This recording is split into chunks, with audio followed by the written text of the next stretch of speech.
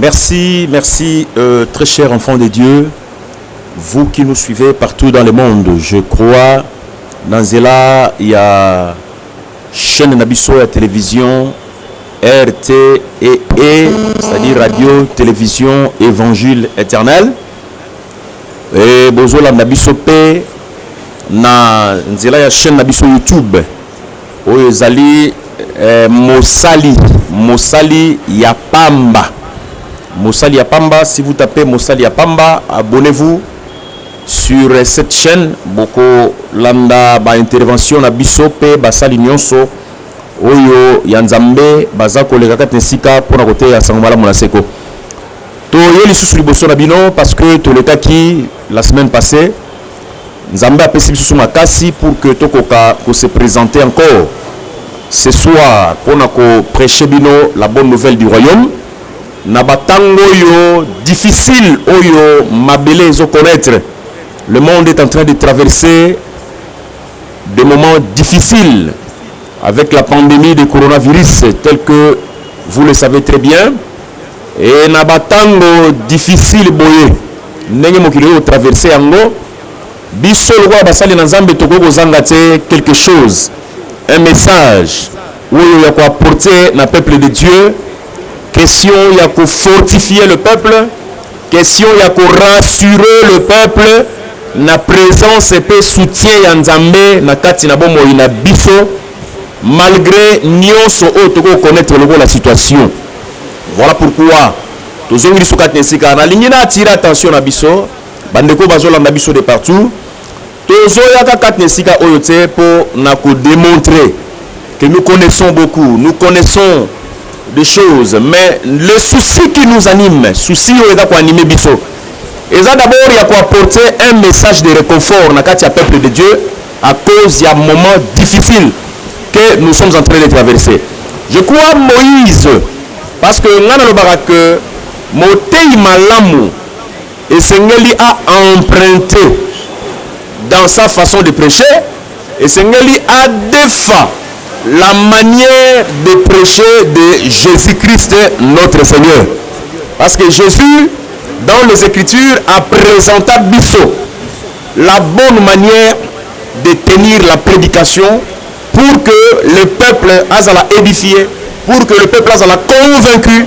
Il y a aussi un Luc chapitre 24, je crois, dans verset 27, Christ prêchant à ses disciples. Écriture de que l'ité anaïe pour prendre pour ma disciple abanda qui est pas na Moïse, commençant par Moïse, c'est Luc 24 verset 27, commençant par Moïse, a simbi tous les prophètes et a circulé dans toutes les écritures. C'est ce que moi j'appelle la bonne manière de prêcher. Donc si je vais prêcher aujourd'hui quelque chose qui arrive dans ce monde ici, je vais tirer une leçon pour nous présenter l'ité par la Nzambe. Et Sengeli n'a la peine un regard. Et Sengeli n'a jeté un regard vers Moïse, n'a jeté un regard chez le prophète et n'a circulé dans toutes les écritures. Voilà pourquoi Tozo baboye n'engue tozalaki la fois passée, Tozo démentir bamakambo lokuta, bamate à lokuta. Oyo diable azako prêcher lelo na minoko ya bato oyo babengami soi-disant basali ya nzambe oyo bazana ba chaîne na ba télévision bazana ba chaîne na ba radio bazoteya na ba réseaux sociaux bazo expliquer que ce que le monde vit aujourd'hui, c'est-à-dire pandémie à coronavirus, ils sont en train d'expliquer que coronavirus c'est la colère de Dieu qui s'abat sur la terre des hommes.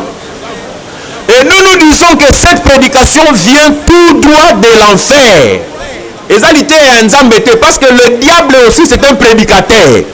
Si Dieu a zaka motei, le diable aussi a zaka motei na ndenge nae. Nzambe aprêchaka la vérité.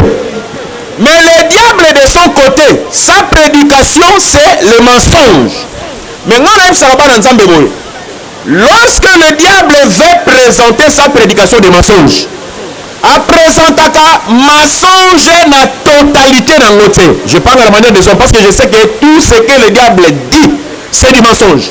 Maintenant, on va que la forme, quand le diable veut présenter sa prédication, il a toujours eu une partie de la vérité pour présenter à mon akati. Mais dans cette vérité, il va associer un peu de mensonge. Or, une vérité, quelle qu'en soit, ce qui va associer à un petit mensonge, tout ce que l'on dit là devient du mensonge. Voilà pourquoi nous disons que le temps de la colère de Dieu, nous le disons et nous le répétons, chers soi-disant pasteurs, cessez de mentir le peuple de Dieu. Lobi nazo bima esika nazo vanda nazo na église na nzela tango na otambola namoni ngazaki liboso papa mibale ya mikolo basima na ngai moko aoteya moninga na ye c'est-à-dire wana moko azali pasteur musu wana azali monimi na ye maintenant le pasteur azoteya azosepela abisali te pa mondimi na ye abiomoni ndenge nzambe abeti mokili nzambe aza na kanda ndeko na ngai nazoyebisa yo bato mokili masumu eleki tala ndenge bamindele bango mosala ntina baeglise mibali na mibali bazobalana basi na basi bazobalana vraiment mokili etondi na mabe yango moni nzambe ayoki kanda ndemoni nzambe azobeta mokili afanda na ye te ntango azoloba na abeti kanda wana abakisi alobi omoni ndenge esalemaki ntango ya Sodome na Gomore masumu etondaki nde nzambe ayokaki kanda ayaki abetaki Sodome na Gomore nde lelo mpe nzambe ayoki kanda yango azobeta mokili. En tout cas là je n'ai pas supporté nabaluki natali bango mibale napesi bango mbote na s'excuser nabi vraiment nayoki lisolo na bino elengi makasi po eza lisolo ya Bible nga sepelaka na masolo ya Bible makasi na se présenter ngabi nga babenganga papi luleka bango basepelaka bapesi bakombo na bango ngabi me lisolo bosolola wana nayoki papa abi te nga naza pasteur ngabi merci pasteur nayoki pasteur azoloba kanda ya nzambe ekiti na mokili eza ya solo mpe na malamu mingi kanda ya nzambe ekiti me eloko esepelisi nga pasteur osimbi likambo ya Sodome na Gomore ndenge masumu etondaki mpe kanda ya nzambe eyaki nzambe asapaki Sodome na Gomore eloko esepelisi kaka na lisolo na bino yango wana mais maintenant est-ce que oyebi verset wana malamu oyo ya likambo ya Sodome na Gomore oyebi lisolo yango très bien oyo nayebi yango nga natanga Bible mingi wana oyo azoloba ngabi explique nga nano esalemaka ndenge nini ote nzambe ayaki abimisi Lot po Lot azalaki moto ya nzambe nde nzambe ayaki abimisi Lot nde na nsima nzambe atiki obeta Sodome na Gomore ngabi est ce que lelo na mabele bato ya nzambe bazali ye mokabi ngai naza moto ya nzambe ngai asambelaka naza pasteur na moto ya nzambe ngabi me yo oza moto ya nzambe likomi ezotalisa soki tozongi epai ya Moïse ndenge nalobi na Luc 24 verset 27 on doit commencer par Moïse. Si nous rentrons chez Moïse azo expliquer biso esalemaki ndenge nini mpo kanda ya nzambe ekita likolo ya Sodome na Gomore c'est-à-dire nzambe akokaki jamais kofrape Sodome na Gomore soki nanu Lot abimi na mabele wana te po akende okota na tuare ngabi me yo olobi ke oza pasteur yo oza mwana nzambe est-ce que lelo eza na bato nzambe asalongoli na mokili mpo aya kobeta sikoyo mokili ndenge abeta yango na ta Sodome na Gomore afandi kimia atali ya bino wana eza mabombami ya nzambe omoni nzambe aza moto asalaka tantôt d'une manière tantôt d'une autre ngabi na ye napesi verset Ecclésiaste 3:15 ce qui est aujourd'hui a déjà été ce qui sera déjà été Dieu ramène les choses passées nde nazwi ye nakwei na ye na 2 Pierre chapitre 2 verset 5 natalisi ye noir sur blanc frère Pierre azoloba mpo na kaya Sodome na Gomore ntango masumu na bango emataki epa nzambe ete nzambe ayoki kanda mpo na koya kobeta Sodome na Gomore frère Pierre a précisé alobi ke nzambe alongolaki nanu Lote na kati ya mokili wana mpe soki nzambe asalaki yango Pierre apesi biso lumière alobi ke ezalaki exemple elembo pour les siècles à venir. Cela veut quoi? Somoni nzamba saliango na Genèse 19. Ezaka pona Genèse 19 te. Ezaka pona Lot wana te ya Lot ya nzoto boye. Mais nzamba saliango po ezala comme un modèle pona tina na ekeko yekoya. Cela veut dire quoi?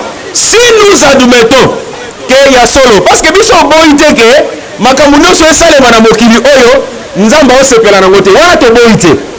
Nous ne refusons pas que lorsque les hommes se marient entre eux, nous ne disons pas que Dieu dans le ciel a obéta maboko tala mibali babana na bamona bango nzamba osepela. Nous ne disons pas ça. Lorsque les femmes bazobala na bango na bango, nous ne disons pas que nzamba osepela. Oui, makambo wana nzamba osepela nango te. Makambo wana ezopesa nzambe kanda. Mais loko tozoboya eza ya koloba ke kanda ya nzambe ekiti na mokili nde toza awa. Non, parce que soki kanda ya nzambe ekiti na mokili wana nzambe akomi injuste, parce que nzambe azopunir na bajuste na bainjuste au même moment. Or frère Paul ateya biso boye, soki biso tondimela nkolo Yesu Masiya, tondimela ne nkolo Yesu Masiya po tozala délivré de la colère à venir. Ça c'est dans 1 Thessaloniciens chapitre 1er na verset nango 10. Et frère Paul abakisi boye, j'avais donné le verset na séance eutoleka 1 Corinthiens chapitre 11 na verset nango 30 verset 31. Frère Paul azotalisa que pour les enfants de Dieu qui pêchent aujourd'hui, la colère de Dieu, il faut faire très attention. Dieu ne peut pas frapper son peuple dans l'ensemble comme ça. Non, si Dieu frappait son peuple dans l'ensemble, là le principe de Ézéchiel 18 sera brisé. Parce que Ézéchiel 18, on dit que l'âme qui pêche, c'est celle qui mourra. C'est-à-dire aujourd'hui, si papy pêche et que Dieu veut frapper, la colère de Dieu va s'abattre sur papy en tant qu'individu. Mais Dieu ne peut pas frapper dans l'ensemble, même ceux qui n'ont pas péché comme papy. C'est-à-dire que cette prédication-là, de coronavirus kanda ya Nzambe, ba pasteur ba osela ngona ba voiture na moni pasteur moko ba opesa voiture pona nini po ateyaki alobike Nzambe asiliki, Nzambe azoboma batu akosi ya masumu lobi na mona tongo balakisa na TV mutu aye papa litero esimbaki na pesi yo voiture moyibi menteur ignorant. La colère de Dieu, si vous voyez donc la colère de Dieu s'abattre sur la terre, bien aimé dans le Seigneur, dites-vous que nous avons raté l'enlèvement. Aujourd'hui, tel que nous sommes là, pendant que je prêche, pendant que mes bien-aimés sont passés ici pour prêcher, si nous admettons que coronavirus, c'est la main de Dieu, la colère de Dieu sur la terre, cela veut dire que l'enlèvement a déjà eu lieu et nous avons raté l'enlèvement. Or, nous croyons que nous ferons partie de l'enlèvement de Dieu à cause de la parole de vérité et de la vie que nous menons dans le Seigneur. Voilà pourquoi ne vous épouvantez pas. N'ayez pas peur, chers enfants de Dieu. Je vous rassure que l'enlèvement n'a pas encore eu lieu. Parce que si l'enlèvement pouvait avoir lieu, on aurait constaté la disparition de quelques-uns ici. Mais nous sommes encore là. Voilà pourquoi, en ce moment précis, nous voulons exhorter le peuple de Dieu. Et notre exhortation, nous allons la baser dans le livre de Deutéronome chapitre 16. La fois passée, nous voulons tirer quelques instructions là-bas. Et qu'on sungabiso, n'attendons difficile. Oh, le monde les connaître pendant que nous sommes encore sur la terre des hommes. Je suis dans Deutéronome chapitre 16. Parce que nous sommes dans la lecture. Deutéronome kapulazom na mutoba. Aussi, verset 3 pour être clair et rapide. Zela moke ya kotanga ya misato. Pendant la fête, tu ne mangeras pas du pain levé. Na kati na fête, okoyeba kolia te limpa oyo eza na fulu. Mais tu mangeras 7 jours du pain sans levain. Kasi kati na mikolo sambo okoyeba kolia lipa oyo ezanga fulu. Du pain d'affliction, car c'est avec précipitation que tu es sorti du pays d'Égypte. Okolia lipa ya mawa pointe na kowelisa na mbangu nde yo obimaki na Égypte. Okay. Il en sera ainsi, ekozala bongo, afin que tu te souviennes toute ta vie du jour où tu es sorti du pays d'Égypte. Amen. Alolenge toyeba komikanisaka tango nyonso na bomoi na yo na mokolo oyo yo bimaki na Égypte. Reprends un peu le dernier paragraphe. C'est là que je suis dans mon exhortation de ce soir. Le dernier paragraphe. Il en sera ainsi afin que tu te souviennes toute ta vie.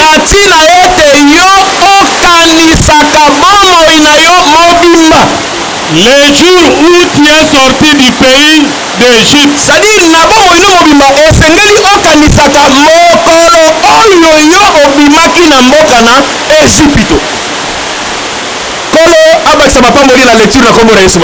Amen. Ici, c'est l'Éternel Dieu qui prêche les enfants d'Israël.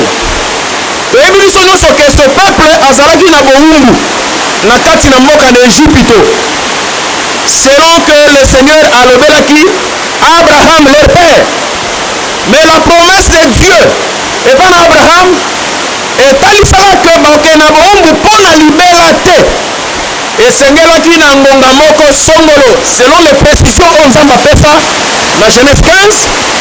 Israël esengelaki abima na boumbu na mboka na Égypte. Et dans la suite de la vie de ce peuple, makambo nzamba alobaki na Genèse 15 epa na Abraham ekokisama. Israël akenda boumbu banyokoma na boumbu etango oyo ngonga ya nzambe ekokaki, quelle que soit manigance ya Pharaon, il ne pouvait pas retenir les enfants d'Israël dans son pays d'Égypte. Wana ndenge nandimaka yango ke vi ya mwana na nzambe esimbamaka nde na loboko ya nzambe. Soki nzambe andimi te, bien aimé, ndenge toza awa, soki nzambe andimi te ke yo ozwa korona, soki nzambe andimi te ke yo okufa na korona poto ondimaka nzambe ondima te ke biso baoyo tozwango. Et si l'Éternel n'accepte pas cela, frère, korona ekoboya na mokili oyo ekoboma autant des hommes ndenge yango elingi, mais biso korona ekovaincre biso au nom de Jésus. Parce que notre vie ezodépendre te na makambo esalema na mokili, mais notre vie ezodépendre te na oyo nzambe aloba mpona ntina na biso. Mais vous allez trouver que quand le moment était arrivé, selon que Dieu avait dit à Abraham, Israël devait sortir de l'Égypte. Le temps nous est jaloux. Et ça makambo yo boyebi yango mpona bato batangaka Bible, yo mpe otangaka Bible te, nzambe asala ngolu, zwa Bible na yo, zwa livre ya Exode, tanga Bible na yo omona makambo nazoloba.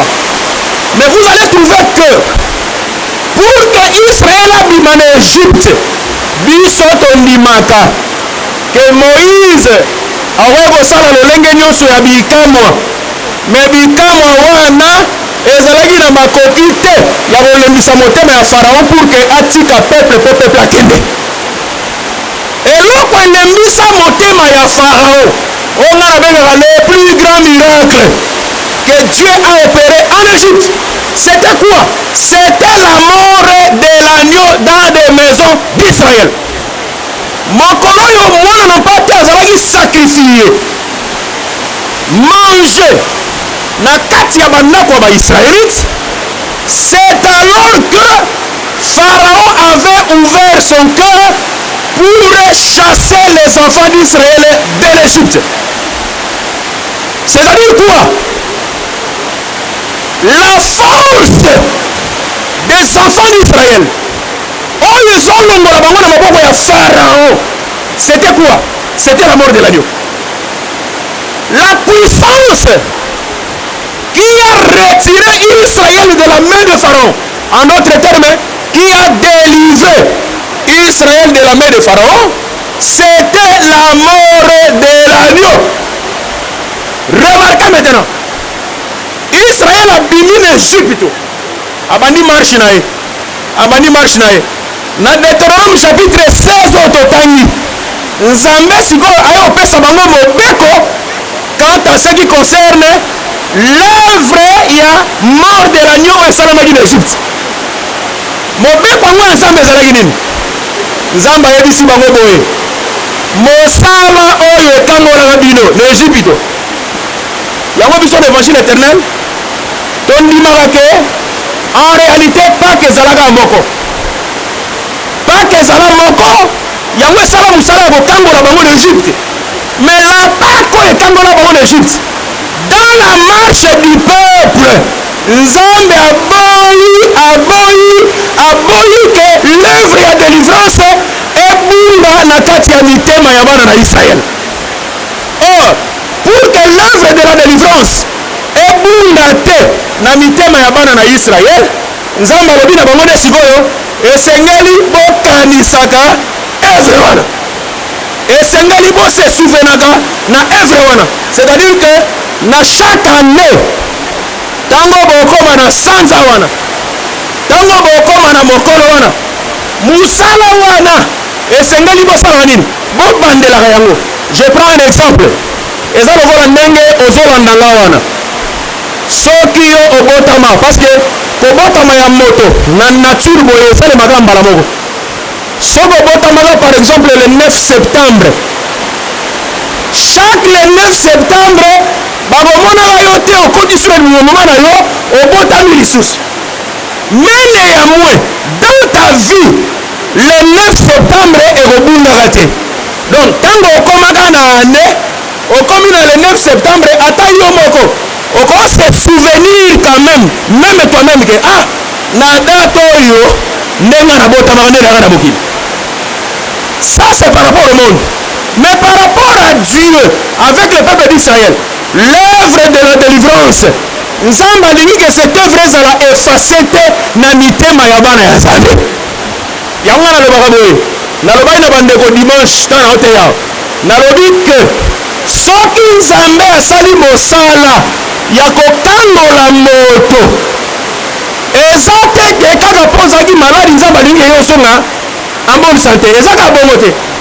Soki Nzambe akangoli yo na maladi moko songolo, na situation moko songolo, Nzambe asali yango te pour que dans toute ta vie, na situation nyonso difficile ekomela yo, il faut songisa makanisi na yo okanisaka l'œuvre de la délivrance que l'Éternel a fait dans ta vie. Or, l'œuvre de l'agneau, la mort de l'agneau, n'a beaucoup fait, pour ne pas compliquer les choses, toyebi toteisama mpe toteaka ke oyo esalemaka na Égypte wana, liwa ya agneau wana, réalité nango ezalaka nini? Ezalaka nde kufa ya Yesu Masiya na ekulusu. Parce que Yesu, Jean na liteya na ye atalisa alobi ke voici l'agneau de Dieu qui ôte le péché du monde. Or, tango le monde eza dans le péché, moto aza dans le péché, frère Paul alobaka mpe ke moto wana aza captif, moto wana azalaka esclave ya péché. C'est-à-dire que soki agneau azo ôter le péché du monde, en d'autres termes agneau azobimisa bato ya mokili na kati na bowumbu ndenge esalemaka na Égypte. Mais tozoloba boye, cette grande œuvre de la croix qui a donné la délivrance aux enfants de Dieu, c'est une œuvre na kati na yango ba délivrance belé et na kati wana. J'étais en train de discuter avec un ami. On discutait sur la mort de Christ sur la croix. Na ebisi na bitara. Omoni ekulusu ezaka mabomba mi ekulusu ya mabomba mi. Na lobi na terme ya pété. Na bi ekulusu ezaka secret monene. La mort de Jésus à la croix c'est tout un secret. Na ebisi yo boye bien aimé qui me suit en ce moment. Omoni le frère David qui n'a pas eu peur d'affronter Goliath. Il faut faire très attention. Tout le monde ne pouvait avoir peur de Goliath, même le roi Saoul. Mais quand David arrive au champ de bataille, David ne peut pas avoir peur de Goliath. Pourquoi? Il était motivé par quoi? Un jeune comme lui, une grande armée sawana. Mais un petit enfant comme Moïse, David, il va débarquer comme ça au champ de bataille et sans foi, il n'a pas de peur, il cherche à affronter Goliath. Vous trouvez ça facile? Non. Je vous informe bien aimé dans le Seigneur. Le courage de David a devant Goliath. Courage à le Bino Tabobangi Goliath c'est la publique, mais Goliath, moi je l'ai combattu en secret. Pour moi, on dit que les Philistins que David va combattre en public, c'est lui les lions et l'ours que David a combattu dans le secret. Parce que, Ayab ici Saoulin, alors ton serviteur, abandonné combattre la bampate, nakati na zamba. Mais tant qu'on kosi azoya, akangi mwana na pate la monoko na yo. Mosali na do fongo la monoko ya nkosi, a délivrer mwana na pate. Tango yo ours azoya, akangi mwana pate na monoko na yo. Mosali na fongo monoko abimisi. Na olo baboy. Le lion, l'ours que David a combattu dans le secret. Pas du tout, mais on a pas besoin de grands moutala. Tant David a boudana lion là. Qui était là? Les témoins c'était qui? Quand il combattait l'ours, qui était là? C'était un combat que David a mené dans le secret. Mais remarquez, les lions et l'ours que David a combattu dans le secret, il faut que ce qu'on a sécrété, ce qui s'est passé dans le secret, doit aussi se faire en public. N'a-t-il que Goliath, il y a des lions, il y a des ours, David a combattu dans le secret. Je suis où? Proverbe chapitre 28, verset 15. Écriture les hommes que kaka ndenge nkosi na ours bazo dominer tant que l'écriture wana. Je crois que c'est Proverbe 28 na sepelaka na répéter avec les termes pour ne pas okandala masese mokapona na mwambe verset 15. Zela moke ya kotanga ya zomi na mitan. Comme un lion rugissant et un ours affamé, lokola nkosi oyo aza konguluma pe ngombolo oyo aza na nzala, ainsi est le méchant qui domine sur un peuple pauvre. Eza lolengo wapi motomboki aza kogonza likolo na liboka oyo aza mobola. Le méchant qui domine sur un peuple pauvre, il est comparé à un lion rougissant, à un ours affamé. Or, si nous allons dans 1 Samuel 17, vous serez d'accord avec moi que Goliath, c'est un méchant qui domine sur Israël. Mais ce méchant-là, Goliath, il est comparé à un ours, il est comparé à un lion. David, déjà dans le secret, il a combattu, il a vaincu le lion, il a vaincu l'ours. Voilà pourquoi, quand il débarque en public, David ne peut pas avoir peur de ces lions, il ne peut pas avoir peur de ces ours. L'État nous est jaloux. Je voulais seulement dire aux enfants de Dieu, dans le Bible, l'œuvre de la croix, c'était un secret. Un secret qui cache beaucoup de choses. Naoloba eza secret pour nanini. Les gens qui ont crucifié Jésus, les gens qui ont vécu, parce que biso to mona ngoti. Hein? Biso to tega Christ ton dimela Christ sans l'avoir vu. Mais cependant, ils ont plus, ils ont bateau va accompagner Moussala Wana, Bamona Yawana Miso. Naomi tourne boy. Est-ce que ces gens-là, tango basa Moussala ne crucifié Christ, Yago Bomae, est-ce que Bamba Yabagi et Awa Nengaza Boza Bitumba entre Nzambe et Satan? Ils ne savaient pas ça. C'est nous aujourd'hui, par la révélation des Écritures que nous avons, mais nous comprenons dans un sens, j'ai dit, nous comprenons que la croix c'était aussi un combat. Mais dans un autre sens, moi je dis que à la croix, attention, celui qui est mort à la croix c'était l'agneau, hein? C'était l'agneau qui est mort à la croix. Or, agneau, si vous avez des caractéristiques, il y a Esaïe 53, avant de dire agneau a bundaraté.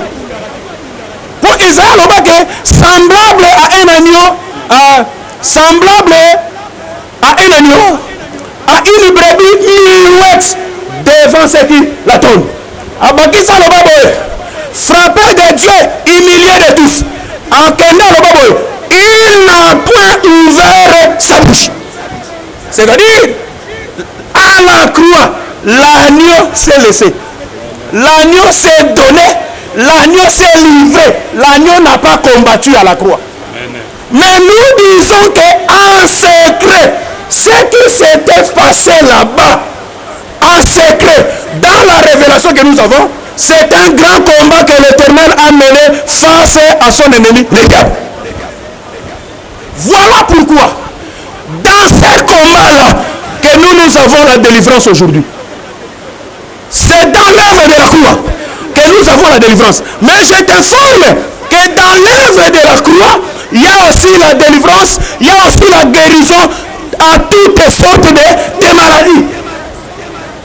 Zama pa mole sikozo na ngai. Na lingi na benda makanisi na kondima na yo. Omoni pendant que nous prêchons, il y a des gens qui traversent des moments difficiles. Il y a des gens qui sont au dernier souffle de leur vie pendant que je prêche maintenant. Si vous allez dans les hôpitaux, vous allez trouver des gens qui ont des difficultés de respiration. Vous allez trouver des gens auxquels même mais je vais te dire une chose, toi qui me suis, tu as trouvé grâce de me suivre ce soir. Souviens-toi de l'œuvre de la croix. Souviens-toi de cette grande délivrance. Et à part l'œuvre de la croix, souviens-toi aussi de tout ton parcours avec Dieu. Autrefois, moi je me souviens. Merci Seigneur, je te bénis. Je te bénis Jésus, car tu m'as délivré de Ebola. Moi j'ai vécu Ebola qui quitte, moi qui vous parle. J'ai vécu Ebola à Kikoute, je crois en 95-96 comme ça. Du début à la fin.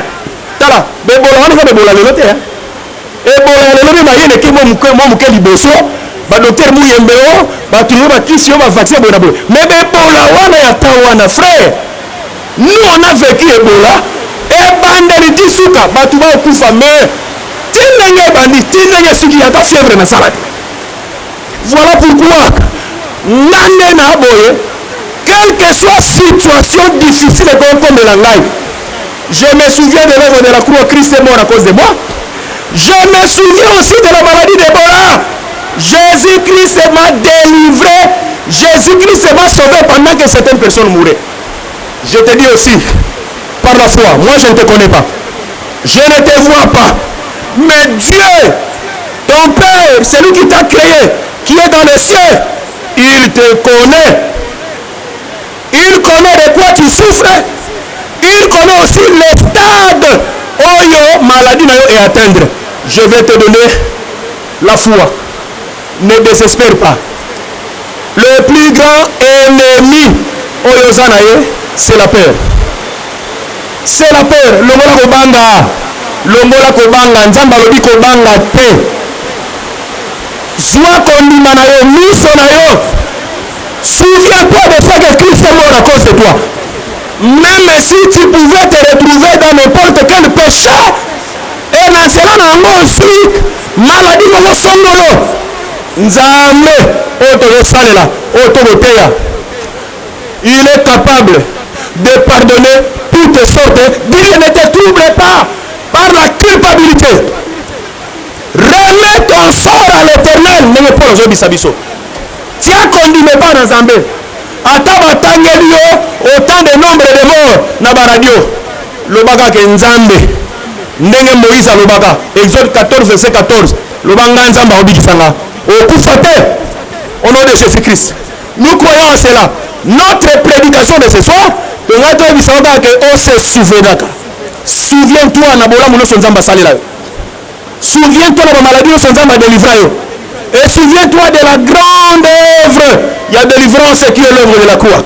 Et quand tu prends ton espérance au braquet en œuvre de la croix, je te dis, bien-aimé, quel que soit le stade où aux en maladie, Jésus-Christ est capable de te délivrer de ta maladie et de te faire sortir de l'hôpital.